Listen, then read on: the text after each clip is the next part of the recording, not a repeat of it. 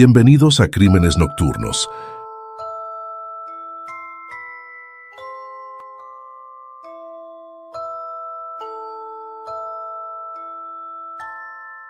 En una ciudad donde la rutina parecía inquebrantable, un par de jóvenes con rostros comunes ocultaban un secreto escalofriante. No eran simples estudiantes. Eran depredadores, moviéndose en silencio, con una cámara en mano y una intención impensable: dejar huella a través del horror. Entre 2007 y 2009, una serie de crímenes estremeció a toda Ucrania y luego sacudió a Internet entero. Casos tan impactantes que incluso hoy siguen generando debate, miedo y controversia. En este video de Crímenes Nocturnos te contaré la historia completa detrás del caso que muchos han intentado olvidar, pero que la red se niega a borrar. Una historia donde el juicio, las pruebas y las teorías ocultas son tan perturbadoras como los propios hechos. Ponte cómodo, sube el volumen y prepárate para entrar en la mente de los responsables de uno de los crímenes más inquietantes del siglo XXI. Esto es Crímenes Nocturnos, y lo que estás a punto de escuchar no es ficción. Para las miles de personas fascinadas por los crímenes reales, existe un caso que, aunque menos conocido que la infame masacre de Columbine en 1999, ha dejado una huella igual de perturbadora en los rincones más oscuros de Internet. Fue en el año 2007 cuando la brutalidad irrumpió con fuerza en el corazón de Europa del Este. Una serie de asesinatos sin sentido comenzaron a sembrar el terror en la ciudad de Dnipro, entonces conocida como Dnipropetrovsk, en Ucrania. Lo que parecía una ola de crímenes desconectados pronto se convirtió en uno de los episodios más sádicos y escalofriantes del nuevo milenio. Aunque hoy en día pocos conocen estos hechos, quienes sí los han descubierto difícilmente pueden olvidarlos.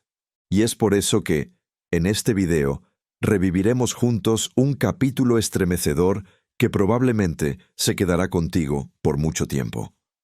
Así que te invito a darle me gusta al video, activar la campanita de notificaciones y prepararte, porque lo que estás a punto de escuchar no es para los débiles de corazón. Todo comenzó el 14 de julio de 2007. En una apacible aldea a las afueras de Dnipro, los residentes fueron testigos de una escena salida de una pesadilla. Natalia Mamarchuk, una mujer de 45 años que conducía tranquilamente su scooter por la plaza del pueblo, fue emboscada por dos sujetos que la derribaron sin previo aviso. Empuñando un martillo y un tubo metálico, los atacantes le arrebataron la vida a golpes en cuestión de segundos. No hubo oportunidad de defensa, ni gritos que alcanzaran a salvarla. Tras el crimen, los asesinos se llevaron su scooter como si fuera un simple botín. Algunos vecinos presenciaron la agresión desde la distancia e intentaron perseguirlos, pero ya era demasiado tarde. La policía fue alertada de inmediato y dos niños que habían visto de cerca a los atacantes ofrecieron sus descripciones. Gracias a estos testimonios, se conformó un grupo especial de investigación que muy pronto comenzaría a conectar los puntos de una macabra serie de crímenes. El equipo fue liderado por Vasily Paskalov desde la capital, Kiev. Más de 2.000 agentes se movilizaron para dar con los responsables. El país entero estaba conmocionado. Ya se les conocía como los maníacos de Dnipropetrovsk, y su brutalidad no parecía tener freno. La policía sabía que debía actuar rápido, pero la historia se había comenzado a escribir semanas antes. El 25 de junio de 2007, Ekaterina Ilchenko, una mujer de 33 años, regresaba a casa tras visitar a una amiga. A escasos metros de su vivienda, fue abordada y asesinada sin piedad. Su madre encontraría el cuerpo a la mañana siguiente. La autopsia reveló que el golpe letal fue infligido en la parte lateral del cráneo, de forma tan sorpresiva que Katerina nunca tuvo oportunidad de defenderse. Pero ese no fue el único crimen de ese día. Horas después, muy cerca del lugar, el cuerpo de Roman Tatarevich fue hallado en un banco, justo frente al edificio de la fiscalía. Su cabeza había sido destrozada por múltiples golpes. Se cree que pudo estar dormido cuando fue atacado. Al principio, los investigadores no relacionaron ambos crímenes. Las víctimas no tenían ninguna conexión entre sí, y los motivos parecían distintos. La confusión reinaba, pero los ataques continuaron.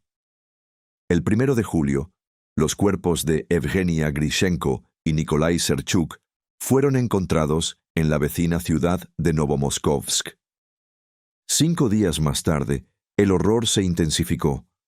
La noche del 6 de julio, Egor Nechvoloda, un joven recién licenciado del servicio militar, salía de un club nocturno cuando fue atacado brutalmente cerca de la calle Bodan Khmelnytsky. Su cuerpo fue encontrado a la mañana siguiente por su propia madre. El mismo día, otro hallazgo estremeció a la ciudad. El cuerpo sin vida de Elena Schramm, una vigilante nocturna de 27 años, fue descubierto en la esquina de la calle Kosiora. Los golpes eran idénticos a los de Katerina Ilchenko. Al parecer, Elena fue sorprendida mientras caminaba, y los agresores continuaron golpeándola incluso cuando ya estaba en el suelo. Los atacantes se llevaron una bolsa de ropa que ella cargaba, y según los peritos, usaron una prenda para envolver el arma homicida antes de deshacerse de la bolsa. Todo indicaba una planificación escalofriante. Ese mismo día, el cuerpo de Valentina Gansa, madre de 3 hijos y esposa de un hombre con discapacidad, fue hallado con heridas similares. Para entonces, la región entera estaba aterrada. Sin embargo, la policía aún no lograba establecer una conexión clara entre los crímenes. Cada caso estaba siendo investigado por equipos distintos, como si se tratara de hechos aislados. Al día siguiente, 2 adolescentes de 14 años, Andrei Sidyuk y Vadim Liajov, salieron a pescar en el pueblo de Podgorodnie, cerca de Dnipro. Fueron atacados por la espalda. Andrei fue asesinado, pero Vadim logró escapar y corrió hasta la estación de policía. Para su desgracia, su relato fue recibido con escepticismo. Los investigadores no le creyeron. Lo arrestaron bajo sospecha de haber asesinado a su amigo. Lo interrogaron sin permitirle un abogado, y según reportes, fue golpeado brutalmente hasta que finalmente los agentes aceptaron que decía la verdad. A pesar de haber sido maltratado, Vadim proporcionó una descripción detallada de los atacantes, y fue gracias a su valentía que, por primera vez, las autoridades lograron atar cabos y reconocer que todos estos crímenes respondían a un mismo patrón. Pero los asesinos no se detuvieron. No se sintieron intimidados. Al contrario, parecía que el terror apenas comenzaba. Entre los días 6 y 14 de julio de 2007, el horror alcanzó nuevas dimensiones. En tan solo 8 días, se reportaron 13 asesinatos adicionales, todos con el mismo patrón de violencia inexplicable. Los cuerpos aparecían uno tras otro, como si los atacantes no durmieran, como si no se detuvieran ni un instante. Fue el brutal asesinato de Natalia Mamarchuk, el 14 de julio, el que finalmente llevó a las autoridades ucranianas a dar un paso decisivo. Ese crimen, tan atroz como descarado, se convirtió en el punto de quiebre que motivó la creación de un grupo especial de investigación con sede en Kiev, la capital. Sin embargo, mientras el miedo se apoderaba de las calles, la población permanecía a oscuras. Ni un solo anuncio oficial fue emitido. La existencia de un asesino serial, o de varios, fue completamente silenciada por las autoridades. No se emitieron alertas ni descripciones de sospechosos. La gente seguía saliendo de casa sin saber que la muerte rondaba en cada esquina. A pesar de todo, los rumores comenzaron a propagarse con fuerza. Se hablaba en voz baja, en los mercados, en las plazas, en los pasillos de los edificios. Se decía que había maníacos sueltos, que nadie estaba a salvo, y que las muertes no eran accidentes ni robos malogrados. Poco a poco, el miedo se transformó en pánico. Ese temor generalizado tuvo un efecto inesperado. Las calles de Dnipro comenzaron a vaciarse. Las noches se tornaron silenciosas y desiertas. Las ventanas permanecían cerradas, los pasos eran más apresurados, y hasta los perros callejeros parecían percibir el cambio. Todos sabían, o al menos intuían, que algo maligno acechaba en las sombras. Lo que la unidad especial logró deducir en ese momento fue revelador. Los asesinos elegían a sus víctimas con base en su vulnerabilidad. Personas mayores, mujeres, niños, vagabundos, incluso borrachos solitarios tras una noche de fiesta. Nadie que pudiera ofrecer resistencia. El mal se alimentaba de la indefensión. Y aunque las calles vacías ofrecían un respiro temporal, la violencia no se detuvo. El 16 de julio de 2007 fue hallado el cuerpo de Sergei Yatsenko, de 48 años. A primera vista, parecía haber sido atacado por animales salvajes. Pero la autopsia reveló algo mucho más siniestro. Sergei estaba moribundo mucho antes de que los animales se acercaran. Su cuerpo había sido debilitado y destrozado por sus agresores. La historia de Sergei añade una capa trágica a esta cadena de horrores. Hombre trabajador, padre de 2 hijos, abuelo y además cuidador de su madre discapacitada. Tiempo atrás, había sobrevivido milagrosamente a un accidente en una granja.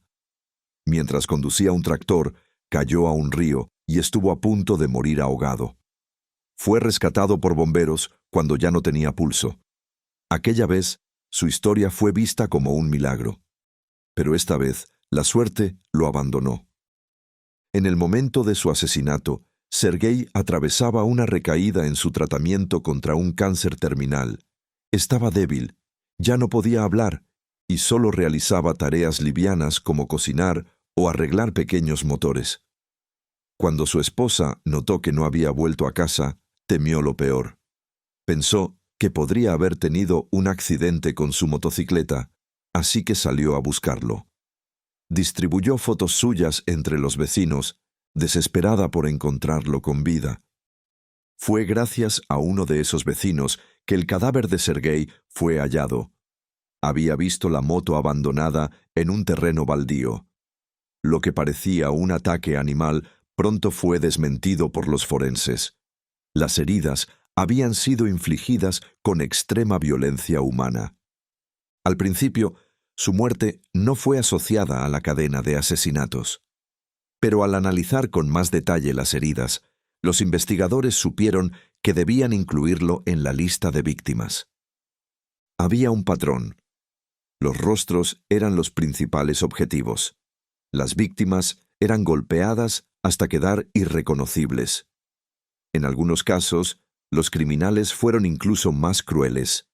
Les arrancaban los ojos en vida, y en el caso más desgarrador de todos, se descubrió que una mujer embarazada fue asesinada brutalmente y su feto fue extraído. Y aun con semejante grado de brutalidad, no existía ningún indicio de violencia sexual en los crímenes, lo que revelaba una verdad escalofriante. Los asesinos no buscaban placer carnal, sino el simple acto de matar. Su motivación era la violencia misma. El sufrimiento ajeno era su único objetivo. Pese a todo, la mayoría de las pertenencias personales eran dejadas en el lugar del crimen. Sin embargo, en algunos casos, se reportaron robos de teléfonos móviles u objetos de valor. Estos artículos comenzaron a aparecer en tiendas de empeño clandestinas, lo que ofreció a la policía una posible pista. El área de búsqueda fue ampliada. Ya no se trataba solo de Dnipro. Los criminales parecían moverse por toda la región, dejando tras de sí un reguero de cuerpos y silencio. Las autoridades comenzaron a distribuir retratos robot de los sospechosos, así como listados de objetos robados, entre los dueños de casas de empeño. Poco después empezaron a surgir reportes. Objetos denunciados como robados estaban apareciendo en diferentes puntos del distrito de Beninsk. Esta pequeña pero significativa señal hizo que los investigadores comenzaran a creer que el círculo se estaba cerrando. El rastro estaba fresco. La caza había comenzado, y los maníacos de Dnipropetrovsk por primera vez comenzaban a dejar huellas. Después de semanas de incertidumbre, de noches vacías y de miedo mudo entre los residentes de Dnipro, finalmente llegó un rayo de esperanza. A finales de julio de 2007, la noticia recorrió la ciudad como un suspiro colectivo. Los maníacos habían sido identificados y detenidos. Por fin, las calles volvían a parecer seguras. Los ciudadanos podían caminar sin mirar sobre sus hombros. Pero lo que muchos no sabían era que esto apenas era el comienzo de un nuevo y más oscuro capítulo. El 23 de julio, un hecho aparentemente cotidiano, fue la clave para desentrañar el caso. Alguien intentó vender un teléfono móvil robado en una casa de empeño local. Pero lo que parecía un simple robo se transformó en una pieza crucial. Al encender el teléfono para demostrar que funcionaba, el grupo operativo lo identificó como propiedad de una de las víctimas. Actuaron con rapidez. Al llegar al lugar, las autoridades se sorprendieron. Frente a ellos había dos jóvenes de apenas 19 años. Demasiado jóvenes para el horror que habían dejado atrás. Se trataba de Igor Suprunyuk y Víctor Sayenko. Durante el interrogatorio, los sospechosos mencionaron a un tercer cómplice, Alexander Gansa. Cuando la policía llegó a su casa, ya era tarde. Alexander había intentado deshacerse de la evidencia, arrojando los teléfonos robados al inodoro. Los dispositivos fueron recuperados, pero estaban inutilizables. Pese a sus intentos por borrar sus huellas, los tres fueron acusados formalmente de 29 delitos, entre ellos 21 asesinatos y 8 intentos de homicidio. Víctor y Alexander eran amigos desde la infancia. Igor se unió a ellos en la secundaria cuando cursaban el tercer año. A partir de ese momento, algo cambió. Solo cuando Igor estaba presente, los otros dos mostraban comportamientos agresivos, como si Igor fuera el núcleo oscuro de ese trío. Un profesor recordó que Igor era un chico tímido, pero violento. Frecuentemente se metía en peleas, y sus notas comenzaron a decaer junto con su comportamiento. Uno de los incidentes escolares más graves ocurrió en quinto año. Fueron sorprendidos lanzando piedras a autos en movimiento. Ya entonces, sus acciones parecían escalar sin control. Durante el interrogatorio, Víctor reveló un detalle inquietante. Contó que cuando él y Alexander tenían miedo a las alturas, Igor los obligó a colgarse del balcón de un piso 14 para superarlo. Y con Alexander fue más lejos. Al notar que el chico tenía fobia a la sangre, Igor le sugirió torturar animales para perderle el miedo. El trío empezó a capturar perros del vecindario, los destripaban y luego colgaban sus cuerpos de los árboles como si fueran trofeos. Tomaban fotos de sus crímenes y las guardaban con orgullo. Algunas de esas imágenes terminaron circulando en Internet. Igor, además, parecía encontrar sentido en símbolos siniestros. Nació el 20 de abril, el mismo día que Adolf Hitler, y se tomaba fotos imitando el bigote, saludos nazis y símbolos de odio. A los 17 años, golpeó a un niño para robarle su bicicleta, la cual luego vendió a Víctor. Fueron detenidos, pero no enfrentaron cargos por ser menores de edad.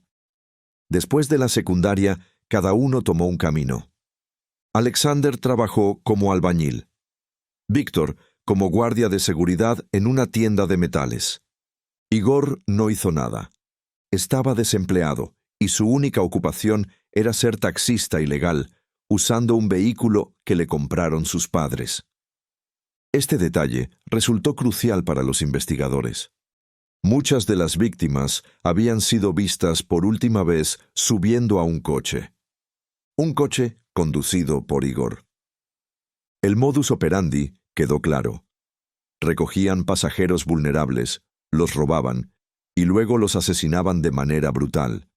Sin embargo, las pruebas indicaron que Alexander Gansa no participó en los asesinatos directamente, solo colaboró en el robo del taxi. Tras la detención, la prensa comenzó a especular. ¿Eran estos jóvenes protegidos por su estatus? ¿Venían de familias poderosas? El padre de Igor, Vladimir Suprunyuk, afirmó que su hijo había trabajado como piloto de pruebas en la empresa Uzmesh y que incluso había volado con el expresidente ucraniano Leonid Kuchma. Pero el viceministro del Interior, Nikolai Kupiansky, desmintió esta versión, asegurando que las familias eran humildes y sin influencias. Aunque, contradictoriamente, Víctor Sayenko fue representado por su propio padre, un reconocido abogado, lo que alimentó aún más la sospecha de que sí tenían conexiones. Antes del juicio, una declaración estremecedora encendió otra alarma. La novia de uno de los acusados afirmó que planeaban filmar más de 40 asesinatos para venderlos en Internet. Según ella, un empresario del mundo del snuff les había encargado los videos a cambio de dinero. Pero esta información nunca pudo ser verificada. El jefe de seguridad regional, Iván Stupak, negó rotundamente esta versión. No hay pruebas de que los crímenes estén relacionados con la industria del snuff. Sin embargo, el sadismo era evidente. Como comentó el viceministro Kupiansky, para estos chicos, asesinar era como entretenerse, era su pasatiempo, era su forma de cazar. Durante los registros se encontraron recortes de prensa, fotografías de las víctimas y mensajes escritos a mano con frases como «Los débiles deben morir, los fuertes vencerán». Eso era todo lo que necesitaban para dejar clara una cosa. No se trataba solo de asesinatos. Era una ideología, un juego macabro, una declaración de poder. Como resultado de la investigación, Igor Suprunyuk fue acusado de un total de 27 delitos, 21 asesinatos, 8 agresiones violentas y un cargo adicional por crueldad animal. Víctor Sayenko enfrentó 18 cargos por asesinato, 5 por agresión y también 1 por crueldad contra animales. En cambio, Alexander Gansa fue procesado únicamente por un robo a mano armada. La ciudad entera de Dnipropetrovsk esperaba con tensión el inicio del juicio y, sobre todo, la sentencia que marcaría el cierre de una etapa oscura. En un giro inesperado, el padre de Víctor Sayenko, quien actuaba como abogado defensor de su hijo, reveló durante el juicio la existencia de un presunto cuarto implicado, Danila Kozlov. Según los documentos judiciales, Danila había sido mencionado en los archivos del caso, pero fue liberado, supuestamente, gracias a la influencia de su familia. Tatiana Shiram, hermana de una de las víctimas, confirmó en una entrevista haber visto el nombre de Danila en los documentos vinculados al asesinato de su hermana, Elena. Afirmó que los investigadores le explicaron que no podían retenerlo porque no había matado a nadie. Sin embargo, la especulación no tardó en crecer. Víctor Sayenko llegó a declarar que personas con mucho poder estaban encubriendo a los verdaderos responsables. Según él, poco antes del arresto de su hijo y sus amigos, la policía habría detenido a otros 3 sospechosos, 2 hombres y una mujer, por homicidio. Pero esta versión, según él, fue rápidamente suprimida. Iban a arrestar a esos 3, dijo Igor Sayenko, pero resultó que tenían padres influyentes. Todo fue encubierto, y en su lugar detuvieron a mi hijo y sus amigos. Incluso creo que la mujer detenida ese día ahora vive en Alemania. El juez a cargo del caso, Iván Senchenko, desestimó todas esas teorías conspirativas, y la defensa de Víctor Sayenko se vio obligada a adoptar otra estrategia. Alegaron que Víctor sufría una dependencia psicológica hacia Igor Suprunjuk y que había actuado bajo coacción. Según esta versión, Igor lo habría amenazado durante años, desde que eran compañeros en la escuela. Sin embargo, la Fiscalía respondió con evidencia contundente. Presentaron vídeos reales de los crímenes, grabaciones que mostraban con claridad la participación activa y voluntaria de Igor y Víctor. Uno de esos vídeos, el más impactante, se filtró a Internet y mostraba el asesinato de Sergei Yatsenko, de 48 años.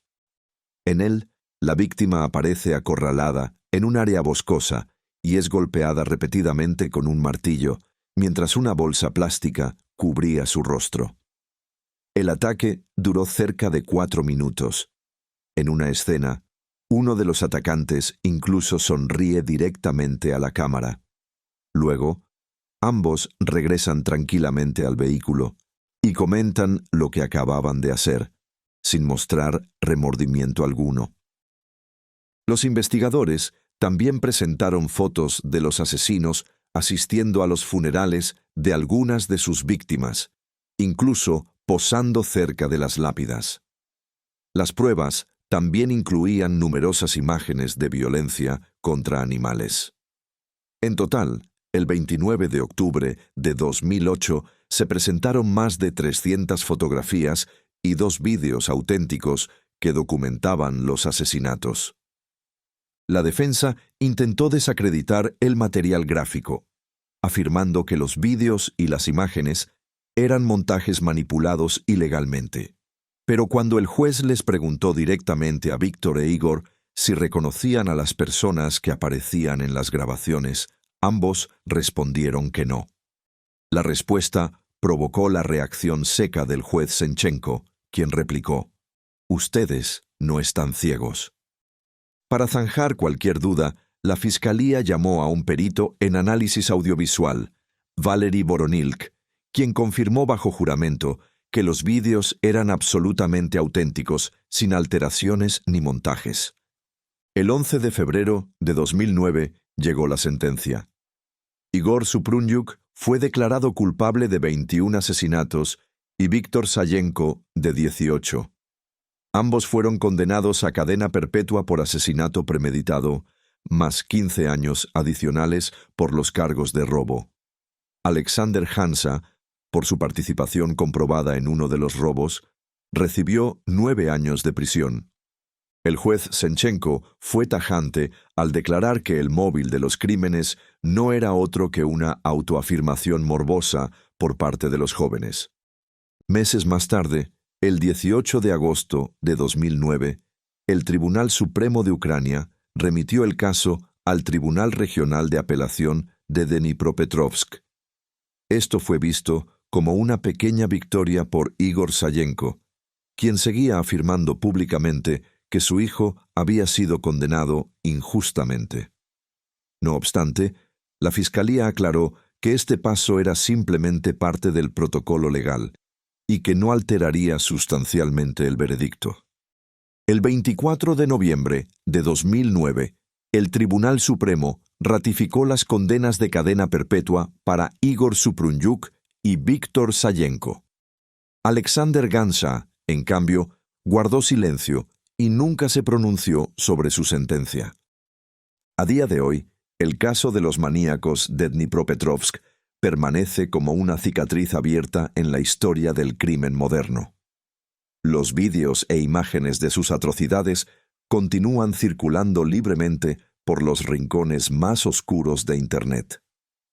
Lo más doloroso es que, Mientras los rostros de los asesinos son reconocidos y hasta venerados en foros turbios, las víctimas, aquellos cuyas vidas fueron arrancadas de forma brutal, siguen siendo prácticamente anónimas para el mundo.